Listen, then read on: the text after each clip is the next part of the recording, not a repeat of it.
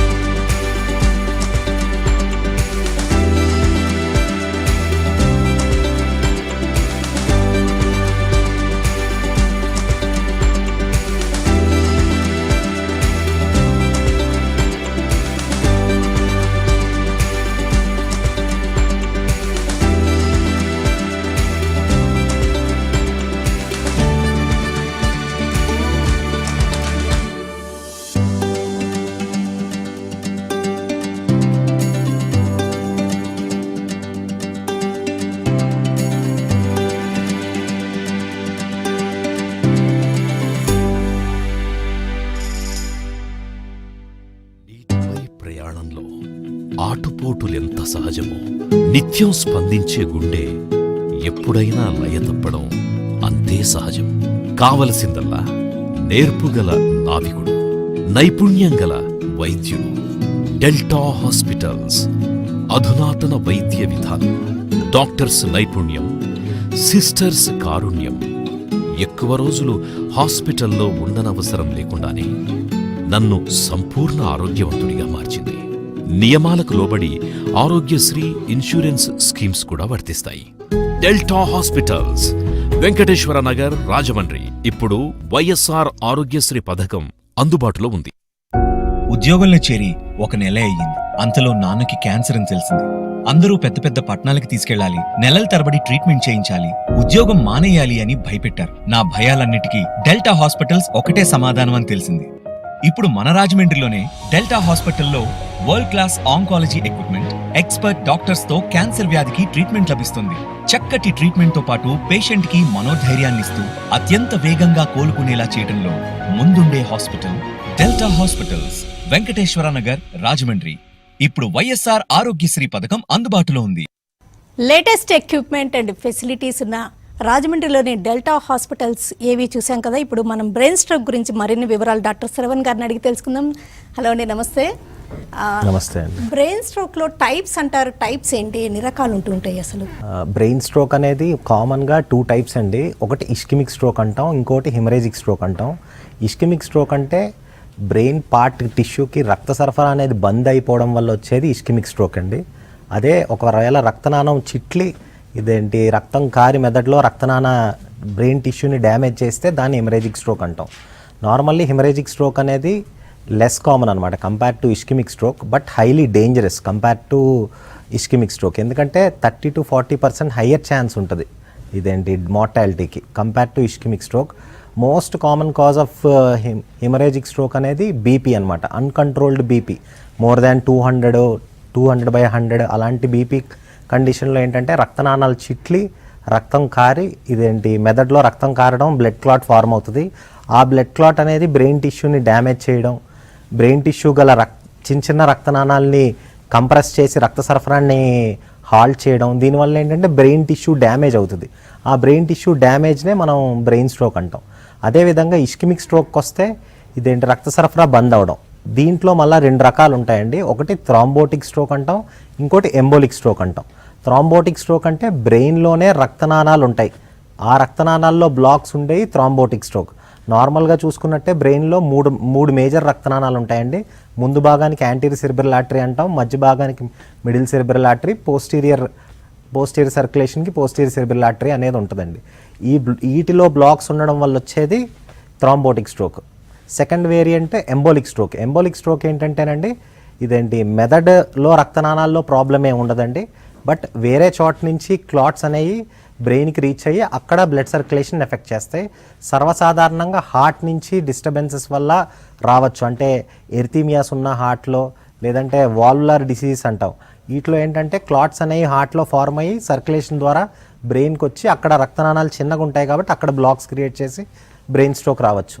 ఇంకొకటి సర్వసాధారణంగా వచ్చేది ఏంటంటే అండి మెడలో రక్తనాళాలు ఉంటాయి, అంటే గుండె నుంచి తలకు తీసుకెళ్లే మార్గంలో కామన్గా కొలెస్ట్రాల్ ప్లేక్స్ అనేవి ఫార్మ్ అవుతాయండి. అవి చిన్న చిన్నవి పైకి సర్క్యులేషన్ ద్వారా వెళ్ళి బ్లాక్ చేసినా కూడా మనకి ఈ బ్రెయిన్ స్ట్రోక్స్ రావచ్చు. సో ముఖ్యంగా ఇస్కిమిక్ స్ట్రోక్స్, హెమరేజిక్ స్ట్రోక్స్ రెండు మేజర్ రకాలు ఉంటాయండి. ఓకే, అంటే మీరు చెప్తున్నట్టుగా హెమరేజిక్ స్ట్రోక్స్ అంటే బీపీ ఇంతకుముందు నుంచి ఉండి హైపర్ టెన్షన్ ఉండి ఒక్కసారి రైజ్ అయ్యి జరగచ్చా? ఎలాంటి బీపీ లేకపోయినా అలా పెసడని కొన్ని కండిషన్స్లో బాగా ఎమోషనల్గా లేకపోతే కొంచెం ఇదైనప్పుడు కూడా అలాంటి స్ట్రోక్కి గురయ్యే రిస్క్ ఉంటుందంటారా? అంటే అలాంటి మనం గమనిస్తూ ఉంటాం, అంటే ఇంతకుముందు నుంచి వాళ్ళకి బీపీ ఉండి ఉంటుంది అంటారా? సడన్గా అలా రైజ్ అయ్యే రిస్క్ కూడా ఉంటుందా? సడన్గా వచ్చే రిస్క్ ఉంటుందండి. సర్వసాధారణంగా చూసినట్టయితే చాలామందికి వచ్చినప్పుడు బీపీ 200/100 అంత హెవీ డోస్లో ఉంటుంది, కానీ వాళ్ళకి తెలియదు బీపీ ఉన్నట్టు కూడా. సో వాళ్ళు ఎప్పుడు చెక్ చేసుకోకుండా ఉండుంటారు. దానివల్ల ఏంటంటే ఆల్ ఆఫ్ సడన్ ఇదేంటి 150 కాస్త 170, 200 క్రమంగా పెరుగుతూ ఉంటుంది. బట్ వాళ్ళు ఏంటంటే గుర్తించకపోవడం వల్ల సర్వసాధారణంగా అంత హెవీ బీపీ అనేది వస్తే రక్తనాళాలు చెట్లడం జరుగుతూ ఉంటుందండి. ఆల్ ఆఫ్ ఎ సడన్ వచ్చే అవకాశాలు కూడా చాలా ఎక్కువే ఉన్నాయి. బ్రెయిన్ స్ట్రోక్ అనేది సడన్గా అంటే ఇస్కిమిక్ అయినా లేకపోతే హెమరాజిక్ అయినా, అంటే రక్తనాళాల్లో పూడికలతో వచ్చే స్ట్రోక్ అయినా, లేకపోతే రక్తం గడ్డ కట్టడం క్లాట్స్ వల్ల వచ్చే స్ట్రోక్ అయినా, లేకపోతే రక్తనాళాలు చిట్లడ్డం వల్ల వచ్చే స్ట్రోక్ అయినా, వాటికి వార్నింగ్ సైన్స్ ఏమన్నా ఉంటాయా? ఇస్కిమిక్ స్ట్రోక్స్కి వార్నింగ్ సైన్స్ ఉంటాయండి. దాన్నే ట్రాన్సియంట్ ఇస్కిమిక్ అటాక్స్ అంటారు. అంటే ఇదేంటి మేజర్ స్ట్రోక్ వచ్చే ముందు మనకి కొన్ని లక్షణాలు వస్తాయి. అంటే ఏ పార్ట్ అయితే ఇన్వాల్వ్ అవుతుందో వాటి సిమ్టమ్స్ అనేవి ట్రాన్సియంట్గా వస్తాయి. అంటే ఫర్ ఎగ్జాంపుల్ చెయ్యకాలు తిమ్మిర్లు కానీ, చెయ్యకాలు పట్టు తగ్గడం కానీ ఫ్యూ మినిట్స్ టు అవర్స్ ఉండొచ్చు. అంటే 24 అవర్స్ కన్నా తక్కువ టైంలోనే రికవర్ అయిపోతారు. ఫ్యూ మినిట్స్ అంటే మేజర్ స్ట్రోక్ వచ్చిన వాళ్ళని రిట్రోస్పెక్టివ్గా మనం క్వశ్చన్ చేస్తే వారం క్రితం 10 రోజుల క్రితం చెయ్యకాలు 15 నిమిషాల పాటు పని చేయలేదండి, తిమ్మిరిగా అనిపించింది, బట్ రికవర్ అయిపోయిందండి అని చెప్తా ఉంటారు. దాన్నే ట్రాన్సియంట్ ఇస్కిమిక్ అటాక్స్ అంటారు. అదే వార్నింగ్ సిగ్నల్స్ లాంటివి అనమాట. ఇది మనం గుర్తించి అప్పుడే హాస్పిటల్కి వచ్చి ఎవాల్యుయేట్ చేయించుకోగలిగితే మేజర్ స్ట్రోక్ని మనం అవాయిడ్ చేయొచ్చు. రక్తనాళాల్లో పూడికలు అంటే గుండె రక్తనాళాల్లో ఉండొచ్చు, కాళ్ళల్లో వెళ్ళే రక్తనాళాల్లో leg attacks, heart attacks, brain strokes రిలేటెడ్గా ఉండొచ్చు. రిలేటెడ్గానే ఉండొచ్చండి. మోస్ట్లీ ఒకటి బ్లడ్ క్లాట్స్ ఒక కారణం, రెండో కారణం కొలెస్ట్రాల్ ప్లేక్స్ కారణం. కొలెస్ట్రాల్ ప్లేక్ ఫార్మింగ్ అనేది సిస్టమిక్ డిసీజ్ కింద, అంటే బాడీలో ఎక్కడైనా జరగచ్చు. బట్ గుండె మెదడుకి ఏంటంటే రక్తనాళాలు అనే సైజ్ అనేది చిన్నగా ఉండడం వల్ల మేనిఫెస్ట్ అయ్యే అవకాశాలు ఎక్కువగా జరుగుతూ ఉంటాయి అన్నమాట. అందుకే హార్ట్ స్ట్రోక్ అనేది, బ్రెయిన్ స్ట్రోక్ అనేది కామన్గా చూస్తూ ఉంటాం compare to other parts of the body. And heart స్ట్రోక్కి బ్రెయిన్ స్ట్రోక్కి రిలేషన్ కూడా ఉందండి. దానే కార్డియో ఎంబోలిక్ స్ట్రోక్స్ అంటారు. ఇందాక చెప్పాను కదా, గుండె అనేది సరిగ్గా కొట్టుకోకపోయినా, అంటే స్లోగా బీటింగ్ జరగడం వల్ల ఏంటంటే సర్క్యులేషన్ అనేది స్లో అవుతుంది. సర్క్యులేషన్ స్లో అవడం వల్ల ఏంటంటే క్లాట్స్ ఫార్మ్ అయ్యే ఛాన్స్ అనేది పెరుగుతూ వస్తుంది. దానివల్ల కూడా మనకేంటంటే మళ్ళీ ఆ క్లాట్స్ అనేవి సర్క్యులేషన్ ద్వారా డిఫరెంట్ ఆర్గన్స్కి వెళ్ళి అక్కడ స్ట్రోక్స్ క్రియేట్ చేయొచ్చు. అలానే డిఫరెంట్ ఆర్గన్స్లో బ్రెయిన్ కూడా ఒక ఆర్గన్ కాబట్టి అక్కడ కూడా స్ట్రోక్ రావచ్చు కార్డియాక్ ఇష్యూ వల్ల. దాన్నే కార్డియో ఎంబోలిక్ స్ట్రోక్స్ అంటాం. ఇస్కిమిక్ ఈవెంట్స్లోనే ఇలాంటివి చూస్తామండి, హెమరేజిక్ ఈవెంట్స్లో కాదు. పోస్ట్ సర్జరీ జరిగేవి కూడా ఎక్కువే ఉంటుంటాయా? పోస్ట్ సర్జరీ మీరు చెప్పినట్టుగా ఎంబోలిజం వీటి వల్ల కూడా ఉంటూ ఉంటాయా బ్రెయిన్ స్ట్రోక్స్ ఎక్కువగానే? ఉంటాయండి. ముఖ్యంగా ఏంటంటే ఇదేంటి చెప్పాను కదా, ఎంబోలిక్ స్ట్రోక్స్ ఎక్కడి నుంచైనా రావచ్చు. ముఖ్యంగా కాళ్ళల్లో డీప్ వెయిన్ థ్రాంబోసిస్ అనేది జరగచ్చండి.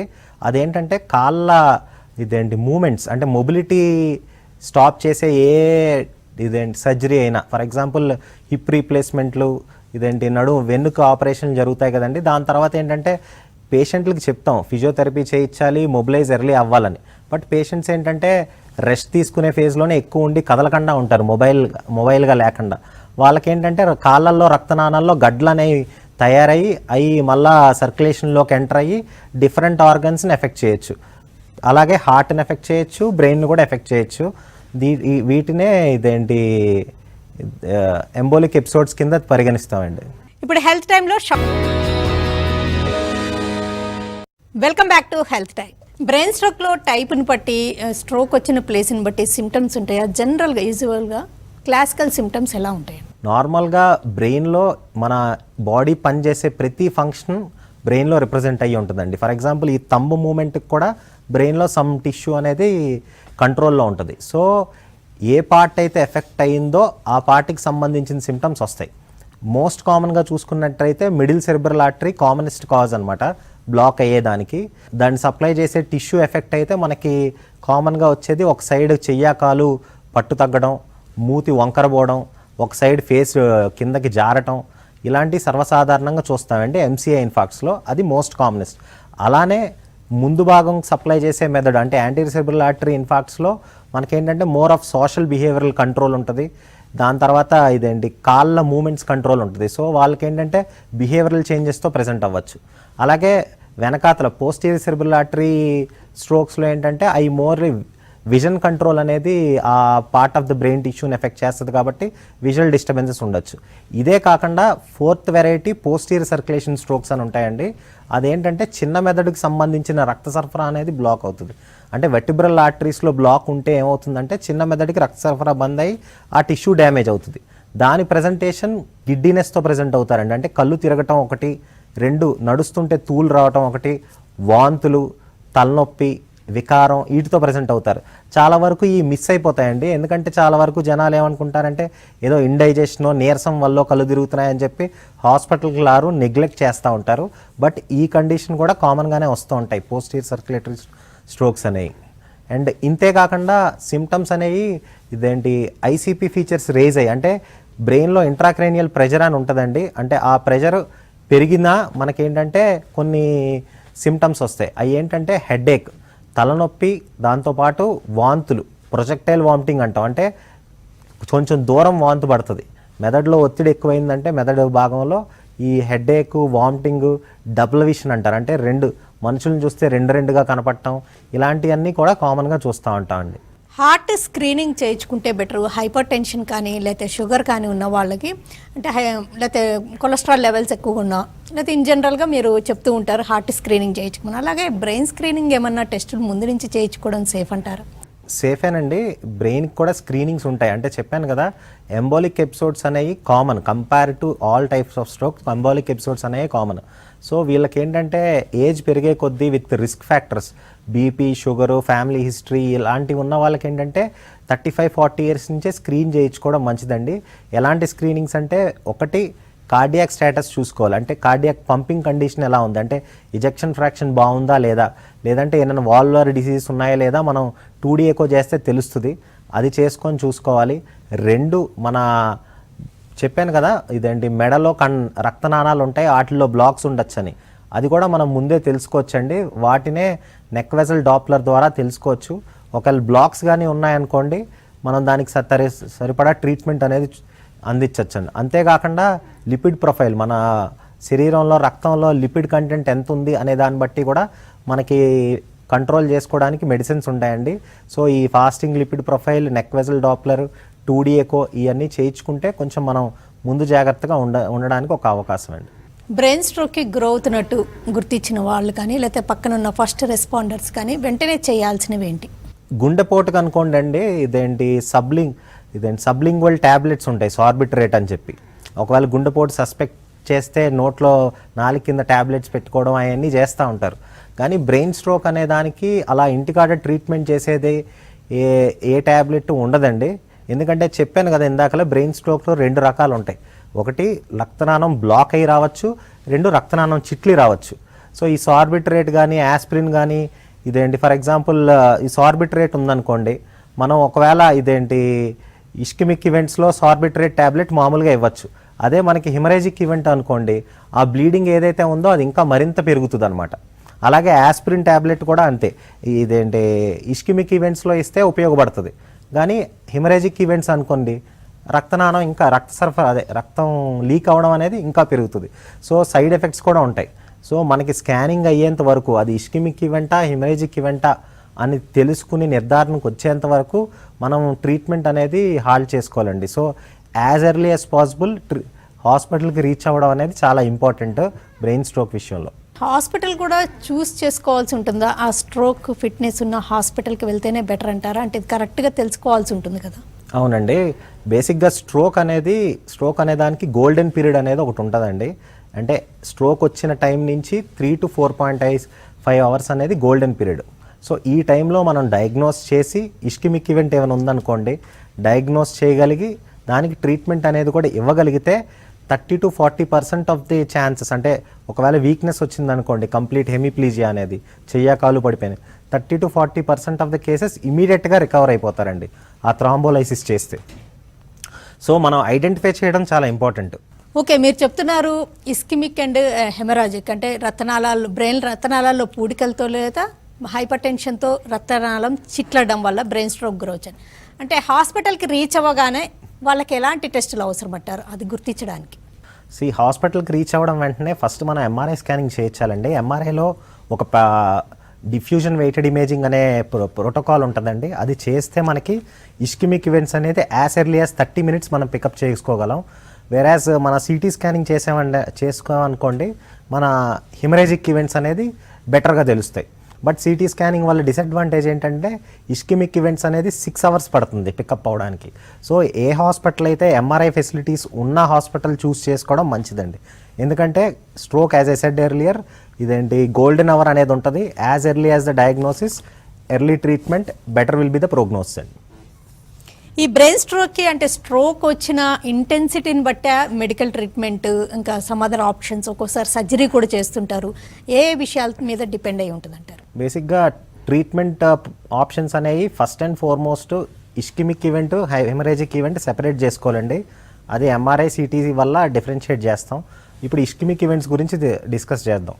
ఇష్కిమిక్ ఈవెంట్ వచ్చిందనుకోండి, మనకి పేషెంట్ 4.5 hours లోపల ప్రజెంట్ చేయగలిగితే థ్రాంబోలైసిస్ అనేది చేయొచ్చండి. థ్రాంబోలైసిస్ అంటే నథింగ్ బట్ క్లాట్ బస్టర్ అనమాట. అంటే ఇస్కిమిక్ స్ట్రోక్లో అంటే రక్తనాళం పూడికలో ఉన్నప్పుడు ఆ రక్తం గడ్డగట్టిన దాన్ని మెల్ట్ చేసేస్తారా మీరు మెడిసిన్స్ తోటి? థ్రాంబోలైసిస్ అనేది ఉంటుందండి. ఐవి ఇంట్రావీనస్గా మనం ఒక ఇంజెక్షన్ ఇస్తాం. దాని ద్వారా ఏంటంటే క్లాట్ ఏదైతే ఫార్మ్ అయిందో అది బ్రేక్ అయిపోతుంది. దానివల్ల మళ్ళీ ప్రీపర్ఫ్యూషన్ అనేది జరిగి మనకేంటంటే మళ్ళీ సర్క్యులేషన్ నార్మలైజ్ అవ్వడం వల్ల ఏదైతే బ్రెయిన్ టిష్యూ డ్యామేజ్ ఉందో అది ఇనిషియల్ 4.5 hours రివర్సిబుల్ స్టేట్లో ఉంటుంది. ఆ టైంలో అది ఇచ్చినట్టయితే మళ్ళీ నార్మలైజ్ అయ్యే అవకాశాలు ఉంటాయి. So nearly 80% of the cases normal functional outcome వచ్చే ఛాన్సెస్ అయితే ఉంటాయండి. అంటే ఈ golden hour 4.5 hours 3 to 4.5 hours అనేది బ్రెయిన్ రక్తనాళాల్లో పూడికలు ఇస్కిమిక్ స్ట్రోక్ అయితేనే అప్లై అవుతుందా? హెమరాజిక్ స్ట్రోక్కి కూడా గోల్డెన్ అవర్ ఉంటుందా? ఇష్కిమిక్ ఈవెంట్స్కే గోల్డెన్ అవర్ ఉంటుందండి. హిమరేజిక్ ఈవెంట్స్కి ఏంటంటే గోల్డెన్ అవర్ అనే యాజ్ సచ్ ఏమి ఉండదు. బట్ ఏంటంటే ఎర్లీ డయాగ్నోస్ చేసుకోగలిగితే మనం ఏదైతే బీపీ పెరిగి కంట్రోల్ అవ్వకపోవడం వల్ల క్లాట్ అంటే రక్తం పోతుందో, బీపీ కంట్రోల్ చేయడం వల్ల ఏంటంటే ఎంతైతే రక్తం పోయిందో అది తగ్గించవచ్చు అనమాట. దానివల్ల హెల్ప్ అవుతుంది తప్పించి యాజ్ సచ్ గోల్డెన్ అవర్ అనేది అయితే హిమరేజిక్ దీంట్లో ఉండదండి. మరి సర్జరీ ఎప్పుడు సజెస్ట్ చేస్తుంటారు? ఎలాంటి ఈవెంట్కి మీరు సర్జికల్ కానీ ఇంటర్వెన్షన్ కానీ అవసరం ఉంటుంది? గోల్డెన్ అవర్లో ప్రజెంట్ అవ్వలేదండి పేషెంట్. సో వాళ్ళకి ఏంటంటే మనం ఈ థ్రాంబోలైసిస్ అనేది చేయలేం. సో వాళ్ళకి ఆప్షన్ ఏంటంటే ఎంతైతే బ్రెయిన్ టిష్యూ డ్యామేజ్ అయిందో దాన్ని రిస్ట్రిక్ట్ చేస్తాం. దాని తర్వాత ఆ బ్రెయిన్ టిష్యూ డ్యామేజ్ అయిన తర్వాత ఎడిమా అనేది డెవలప్ అవుద్ది. ఇప్పుడు మనకి ఎక్కడైనా దెబ్బ తగిలిందంటే వాపు ఎలా వస్తుందో మెదడులో కూడా వాపు వస్తుంది. ఆ వాపు మరీ ఎక్కువయ్యి మెదడులో ఒత్తిడి పెరిగిపోయింది అనుకోండి, మెదడులో ఉన్న స్ట్రక్చర్స్ అన్నింటినీ ఒకవైపు నెట్టేయడం అనేది జరుగుతుంది. అది జరిగినప్పుడు మనం దానివల్ల ప్రాణాపాయం రాకుండా ఏం చేస్తామంటే ఏదైతే మెదడు పైన భూమికి ఉంటుందో ఆ బొమికను అనేది తీసేస్తాం. అంటే ఫ్రాంటో టెంపరో పెరైటల్ డీకంప్రెసివ్ క్రేనియెక్టమీ అంటాం. సో ఆ బొమిక తీసేయడం వల్ల ఏమవుతుందంటే ఆ వాపు ఏదైతే ఉందో బయటికి సాగడం అనేది జరుగుతుంది. ఒకవేళ ఆ బొమికి తీయలేదనుకోండి, ఆ మెదడులో ఒకదాని మీద ఒకటి ఒత్తిడి ఎక్కువైపోయి మెదడులో చిన్న కన్నం ఉంటుంది, ఇదేంటి వెన్నుపూస కిందకి రావడానికి. ఆ కన్నం ద్వారా మెదడు కూడా జారిపోయే అవకాశాలు ఉంటుంది. అలా జరిగితే ఏంటంటే వెంటనే ప్రాణాలు పోతాయి. అలాంటి స్టేజ్ మనకి కనబడుతుంది అంటే మనం వెంటనే ఈ ఆపరేషన్ చేయాలి. దానికి ఫైండింగ్స్ ఏంటంటే మెయిన్ స్పృహ అనేది తగ్గిపోద్దండి. జీసీఎస్ స్కోరింగ్ సిస్టమ్ అని ఉంటుంది. ఆ జీసీఎస్ స్కోరింగ్ సిస్టమ్ ప్రకారం మనం ఏంటంటే స్పృహ తగ్గిపోతుంది అన్న ఇది వస్తుందంటే వెంటనే ఈ ఆపరేషన్ చేయాల్సిన అవసరం ఉంటుందండి. అలాగే హిమరేజిక్ ఈవెంట్స్కి ఏంటంటే ఈ మెదడులో ఒత్తిడి పెరిగిందనుకోండి, మనం ఏదైతే బొమికి తీసేసి ఆ కారిన రక్తాన్ని అనేది తీసేయచ్చండి. సక్షన్ చేసి మొత్తం తీసేయడం వల్ల కూడా మనకి మెదడు మీద ఒత్తిడి తగ్గుతుంది, పేషెంట్ రికవరీ అనేది బెటర్గా ఉంటుందండి. ఓకేనండి డాక్టర్ శ్రవణ్ గారు, బ్రెయిన్ స్ట్రోక్ లక్షణాలు ఏంటి, టైప్స్ ఏంటి, ఎలా ఉంటుంటాయి, ఎలాంటి సిమ్టమ్స్ ఉన్నప్పుడు అసలు నెగ్లెక్ట్ చేయకూడదు, వార్నింగ్ సైన్స్ ఎంత ముందుగా కనిపిస్తూ ఉంటాయి, బ్రెయిన్ స్ట్రోక్ టైప్ని బట్టి ట్రీట్మెంట్ ఆప్షన్స్, ఎప్పుడు సర్జికల్ ఇంటర్వెన్షన్ కూడా అవసరం అవుతుంది, ఈ వివరాలన్నీ అందించినందుకు థ్యాంక్స్ అలాట్ అండి. థ్యాంక్స్. ఇది ఇవాల్టి health time. Keep watching TV5.